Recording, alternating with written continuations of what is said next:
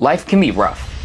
Can't be nearly as bad as playing a basketball game with a sprained ankle. Maybe not as rough as that, but kinda like naming NFL equivalent for each NBA player. yeah, kind of like that. Like KG seeing the word equivalent. You just don't see it coming and you don't know how to go about it. It was a hard decision, but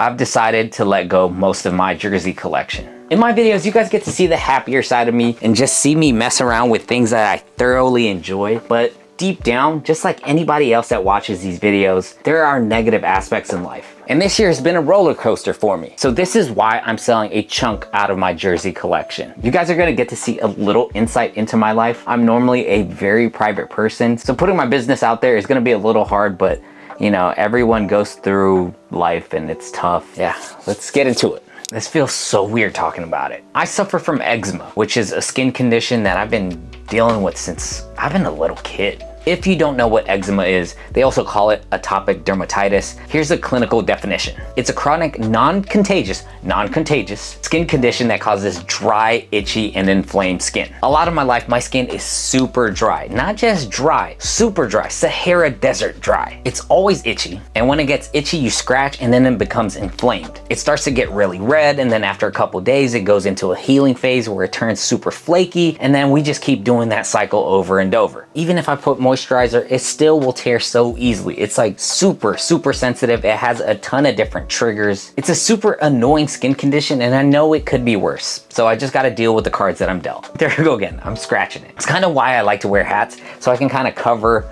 whatever. In February this year, I had a major eczema episode. The seams in my armpit were so dry, they were literally tearing apart. When I did this, it would tear and you would see cuts and like moisture would come out, oozing, sometimes pus would form, and it's just like, it was gross. And it wasn't just on one armpit, it happened on both armpits at the same time. Disgusting, right? It's hard to move, it was hard to sleep, and man, it was a rough time. Basically, I saw the doctor a lot, and all they can do is give me antibiotics and tell me, keep the area dry, don't scratch it, but I'm sleeping, I'm scratching it, it's getting worse. I would try to bandage it and just wrap it. When you can't move, when I literally felt like a mummy, I couldn't go to work. I don't have the luxury of missing a lot of time at work, so I would just wrap that thing up and just try not to move so much and just try to work. It was an annoying, expensive, tough month because medicine and seeing the doctors all the time is not cheap, even with insurance. And they do have medications that help stop the symptoms and just help you ease the issues of eczema, but they either come with a really terrible side effect, or it just gives you a temporary fix, and then you're just relying on medication for the rest of your life, which I don't want to do. So February was a super expensive month for medical bills, prescriptions, and all that craziness, missing work. After a couple weeks, it did end up healing, and I went back to work, and I was like, okay, I can do this again. And the first day I went back to work, I got a call from my wife. She found mold underneath our bed. I never knew mold can grow underneath your bed. One of my triggers for eczema is that I need like a little humidity in the air. In California, it is super dry, so I put a humidifier in the room, but creating moisture in the room somehow cultivated mold underneath my mattress. What's funny is it just keeps getting worse and worse. It was gross, like really gross. I'm not trying to scare anybody, but if you do use a humidifier in a small room, check underneath your mattress. You can get mold. Mold is not good for you in general for anybody to inhale, but for me, being so close to where I sleep, and I love my sleep, maybe these are some symptoms why I get so itchy all the frickin' time. It was at a point of no return, I had no choice. We had to toss that mattress out. And since my skin is overly sensitive, I wanted to get a mattress that was great for sensitive skin. I had to try everything, because with this eczema issue, it's like trial and error. See what works, see what doesn't. And of course, these mattresses don't come cheap. Right after missing work and paying all the medical bills and prescriptions, I tack on another 2 to 3 grand for a mattress. As expensive as it was, me having eczema, I wanna try everything and try to see if anything helps my skin. So luckily getting this mattress did help it a little bit. Maybe just not having mold underneath the mattress, but it's expensive. I blame the stupid humidifier. Nah, it's my fault. Who would have known? And then this is where it gets worse. And then in March, one of my closest friends was leaving for Japan for an extended amount of time. So I was like, let's do something fun and just send him off right. Let's go watch a Kings game. So I bought tickets for my friend T, Jason, who was leaving, my wife, and I, so we could watch a Kings play and watch the greatest Greek basketball player to ever grace the floor, Giannis Antetokounmpo. I mean Giannis Antetokounmpo. For me, it was more Pat Beverly, so. I live an hour and a half away from Sac, so the day of, got off work early, we all met up at my place, and then got some snacks, got gas, and we're on the road. And then 20 minutes into the trip, you know, we're just going down the highway. I'm on the very left side, so there's 4 lanes, 70 miles an hour, and, you know, just regular cruising down to Sacramento. And then I start to feel my car shake, and I didn't think anything of it. I thought in my head, like, oh, these California roads suck because there's hella potholes. We were going up this gigantic elevation and just going on to the top of the hill on the freeway, and then we started to hit a downhill portion. And then I remember just looking at my wife and looking backwards real quick, and I asked everybody, like, is my car shaking? After asking, I was like, let's quickly do something. Let's switch lanes. Let's get to the slower lanes. Then I see a tire pressure light, which doesn't always mean like, oh, something dangerous is happening, but just weary, like, oh, maybe the tire pressure is low on 1. So I started to change over to the lane because I was like, let's get to a safer lane. So I quickly moved to the 3rd lane, and then I started to try to just get to the very right lane. I was like, we need to slow down. At this point, we're at the top of the elevation, starting to go downhill. As I'm trying to get to the 2nd lane, I have the blinkers on, and it's literally 10 seconds or less since that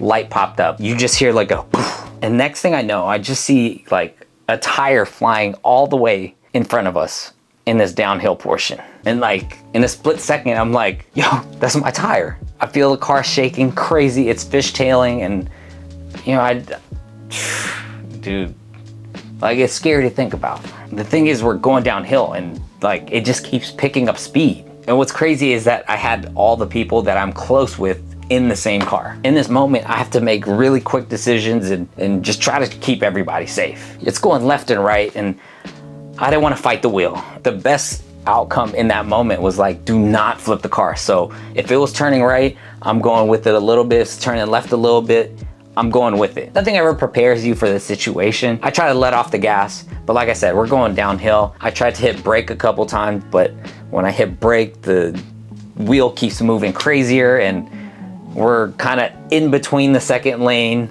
Like, I don't know what to do in this situation. It's never happened to me. Then the scariest part is that the wheel, I feel it tug right. And because I didn't want to fight the wheel and flip the car, I was just like, good God, please help us. We'll just go with it. And I just followed the wheel, and it just pulled right so heavy. Next thing I know, we are looking at the right side shoulder, looking at a guardrail. So we've already started to spin. And at this point, there was like a little funny moment in there. Like, we're staring at the guardrail. We've already started spinning. But my friend T, who I've been friends with since I was a freshman in high school, I hear him in the backseat yell, "Mike, you got this." And I was like, what the hell? At the scariest, craziest moment where our lives are on the line, this man is hyping me up. So get you a friend like that. Like, I think about that now, and I think it's hilarious, but man, I just hear it. You got this.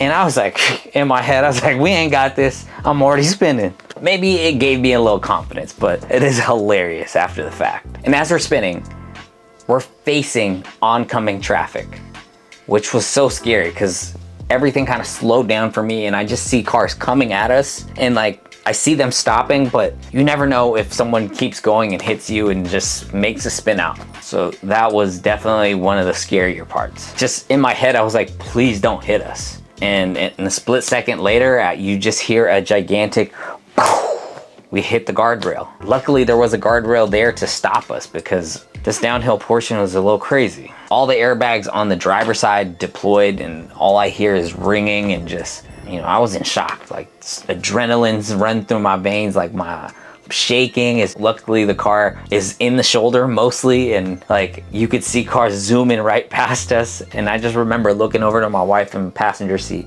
making sure she's okay, and she looked okay. I was happy about that. And then I looked back, my 2 friends, just like, I couldn't think straight. Luckily I had people around me who like called a tow truck, called the police, called insurance. Like, I was just like, I was out. My head was not right. The cops end up showing up, and then I had to drag my car to the next exit. And it's painful because it's my baby. It was my first paid off car as an adult. Just hearing it struggle and just not starting well, and it was sad. And then when we were safely exited, the cops took a look at all my tires. They're like, how the heck did this happen? All my tires were good. Like, if my tires were bald and it blew up, it totally makes sense. But here, that whole tire flew off ahead of us, which is wild. It was one of these unfortunate events, and you know, at the end of the day, thank God everyone was safe. Then I go back to me, like, I did not want to send off my friend like this. This is the worst way. In a car accident? Like, dude, like, I already bought the tickets. We're 30 minutes into the trip. We just have an hour to go. Like, I told my wife, like, hey, two of you guys, like, take the Uber back, get her car, and she can pick us up, and then we're still gonna go to the game. That's how crazy I'm wired. I'm like, screw it, let's go. There was no way I was gonna miss the Nasus play. I mean, be honest. We still made it to Sacramento. We just missed the first quarter, and you know, we even got to see this move by the Nasus. He actually played because they were getting their ass kicked. 2024, within a couple months, like, all this craziness happened in my life. Like, I had to use public transportation. I had to, you know, walk, no car, no nothing. I had my wife drive me to run errands. Like, I felt terrible. I felt useless. It was just like, dude, it was a bad feeling. I don't like having people like wait on me. So I started to think, what can I do? Can I make more money and find a new job? Screw it, let's do it. How can I keep up with daily expenses and all these other bills that are stacking up now? Like, I gotta figure it out somehow. Then I looked at my collection right here, and I was like, no, I love this collection. I played around with the thought, and I was like, do I do it? Do I not? Do I do it? Do I not? I pretty much tried not to sell this stuff. So I was like, all right, I'm good. I'll figure it out. And then this happens. I'm gonna be a dad. I'm a 32-year-old teenager, and now I have to grow up. And this is a couple months after the car accident, but once I found out we were pregnant, like, I realized, like, it's not about me anymore. I can't just think about me. I gotta do what's right for my family. So unfortunately, damn. So this is ultimately why I wanted to sell a big portion of my jersey collection, because I'm gonna be a dad. Besides all that other stuff that happened earlier in the year, this is gonna be most important to me, and this is gonna be my priority.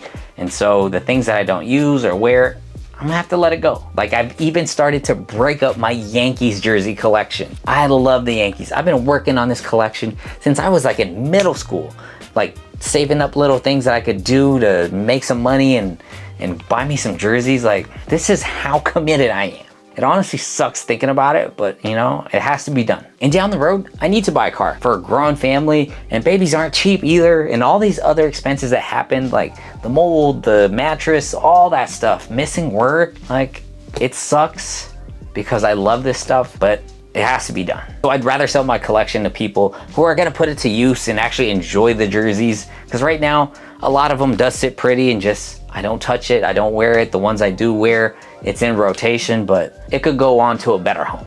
It's sad because I enjoy it, and I think that's the toughest part for me. So if you are interested in my personal collection and stuff like that, I'll start listing them up on eBay. I'll slowly start putting them out there. But if you want to reach out to me directly, go ahead.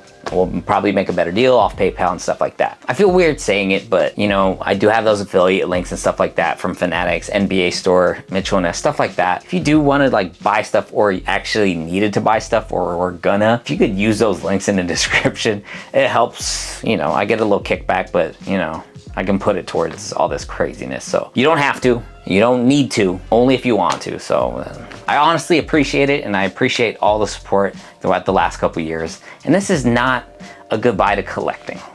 This is like a break. Once I can get my stuff together and maybe figure out the finance part, and you know, life is expensive. California is super expensive, and oh man, a baby's expensive. If anything, I see myself buying very few stuff, but we'll see what happens. I don't know. But for the time being, definitely got to take a break. I appreciate y'all, so thank you. And if the content's not coming out as fast, you know, I got a ton of stuff to think about. And I'll try to put some out there, but I have like a whole bunch of old stuff that were filmed. I never got around to editing or putting it out there, and you know, I'm trying to, yeah, I gotta balance life first before the channel stuff, but I'll be there. So if anyone is going through it, you know, these bad times are only gonna be temporary. You just gotta go through it and you'll have some good times. I mean, for me, having a kid, making a family, that's a good time. And I had a bunch of bad stuff that happened to me before. So, you know, when you're having a bad streak, it's not the end of it. You just got to get through it. If someone is going through a rough patch in life and want to talk it out, man, feel free to DM me, because, you know, I'm going through it too. So appreciate y'all. Peace.